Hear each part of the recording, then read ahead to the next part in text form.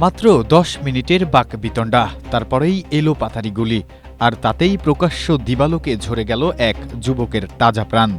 পূর্বশত্রুতার জেরে মঙ্গলবার সন্ধ্যায় দক্ষিণপাড় বাসস্ট্যান্ড থেকে ৩ যুবককে তুলে নিয়ে যায় প্রতিপক্ষের লোকজন। খবর পেয়ে ফাস্টফুড ব্যবসায়ী সুমন শেখ তাদের ছাড়াতে গেলে শুরু হয় হাতাহাতি। প্রত্যক্ষদর্শী ও নিহতের পরিবারের অভিযোগ, ঘটনার ১০ মিনিটের মধ্যে উপজেলা স্বেচ্ছাসেবক দলের সদস্য সচিব সজীব মাতুব্বর আগ্নেয়াস্ত্র বের করে এলোপাথারি গুলি চালান, যা সরাসরি সুমনের বুকে গিয়ে লাগে। গুরুতর আহত সুমনকে ঢাকা নেওয়ার পথেই তিনি মারা যান। হত্যাকাণ্ডের খবর ছড়িয়ে পড়লে ঢাকা-বরিশাল মহাসড়ক রণক্ষেত্রে পরিণত হয়। স্ট্রবেরি সুপার ডটেড ও ক্লাসিক ভ্যারিয়েন্ট সেন্সেশন জাগুক শিহরণ। হাসামদিয়া ও পূর্ব সদরদি সহ প্রায় ৫টি গ্রামের বাসিন্দারা দেশীয় অস্ত্র নিয়ে ৩ ঘণ্টাব্যাপী সংঘর্ষে লিপ্ত হয়।